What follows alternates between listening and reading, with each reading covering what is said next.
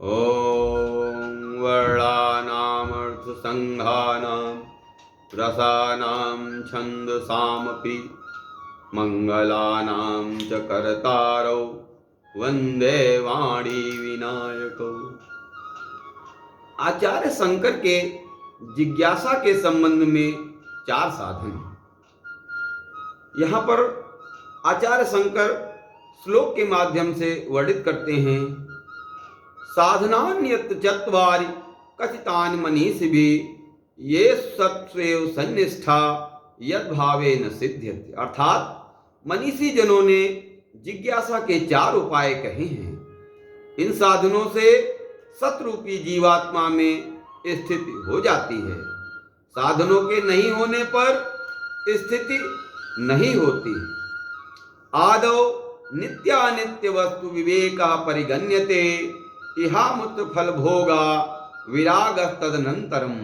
अर्थात साधना की आरंभक स्थिति में नित्यानित्य वस्तु विवेक की गणना है।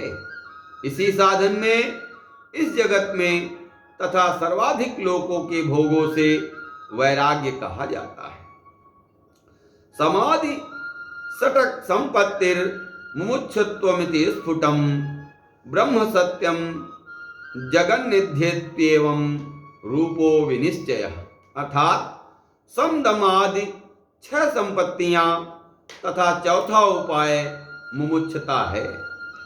आदि शंकराचार्य जी ने 4 साधनों में नित्यानित्य विवेक, वैराग्य, 6 संपत्तियां, समदम उपरतितिच्छा, श्रद्धा तथा समाधान और अंत में चौथे साधन मुमुक्षुता का उल्लेख अपने ग्रंथ में किया है। शंकराचार्य जी के अनुसार पहला नित्यानित्य विवेक। साधक को यह ज्ञान होना चाहिए कि क्या नित्य है और क्या अनित्य है। परमात्मा नित्य है और शेष जगत अनित्य है, परंतु शेष जगत से व्यवहार करने में अर्थात अनित्य से व्यवहार करने में नित्य को विस्मृत कर देते हैं। जब तक इस तथ्य की समझ साधक में नहीं होती है तब तक उसका साधन आरंभ नहीं होता है। इसलिए इस बात का विनिश्चय हो जाना चाहिए कि नित्य क्या है, अनित्य क्या है। इसको सहजता पूर्वक जानने के लिए यह विनिश्चित कर लेना चाहिए कि परमात्मा ही नित्य है, शेष सब कुछ अनित्य है। शंकराचार्य जी के अनुसार दूसरा साधन वैराग्य। इस संसार में अथवा संसार से ब्रह्मा के लोक तक जो भी वस्तुएं हैं वे सब की सब अनित्य हैं। उनसे क्षणभंगुर आनंद की अनुभूति होती है। इसलिए इनके प्रति घृणा बुद्धि होना ही वैराग्य है। और जब तक यह वैराग्य दृढ़ नहीं होता तब तक मनुष्य का साधन आरंभ नहीं होता। शंकराचार्य जी ने 60 संपत्तियों का वर्णन किया है। शंकराचार्य जी ने तत्वोपलब्धि के लिए 60 संपत्ति का वर्णन किया जो निम्न प्रकार है। प्रथम सम, जो भी संसार में दोष युक्त है उससे विरक्ति हो जाए और अपने अभीष्ट में स्थित हो जाए, इसी को सम कहते हैं। द्वितीय दम, समस्त इंद्रियों का उनके अर्थ से पृथक होकर उनको गोलकों में स्थित करा देना दम कहलाता है। तृतीय उपरति, बाह्य विषयों का अवलंबन न प्राप्त होना उपरति कहलाता है।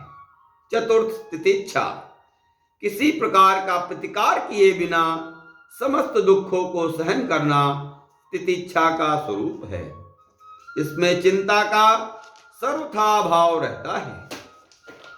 पंचम है श्रद्धा, शास्त्रों के वाक्यों में और महापुरुषों के वचनों में सद्बुद्धि रखना ही श्रद्धा कही जाती है।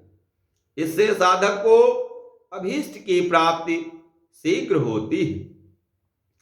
छठवां समाधान, बुद्धि को प्रयास पूर्वक सभी प्रकार से शुद्ध रखकर ब्रह्म में निरंतर स्थित रखना समाधान है। चित्त की कामनाओं की पूर्ति करना समाधान नहीं है। आचार्य शंकर के अनुसार मुमुक्षुता क्या है?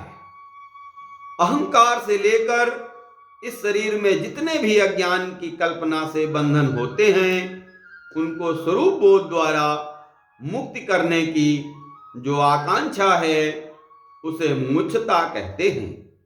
जो साधक मुक्ति की आकांक्षा रखता है, उसे मुमुक्षु कहा जाता है। जो अन्य आकांक्षा रखता है, वह साधक सांसारिक विषयों में घूमा करता है।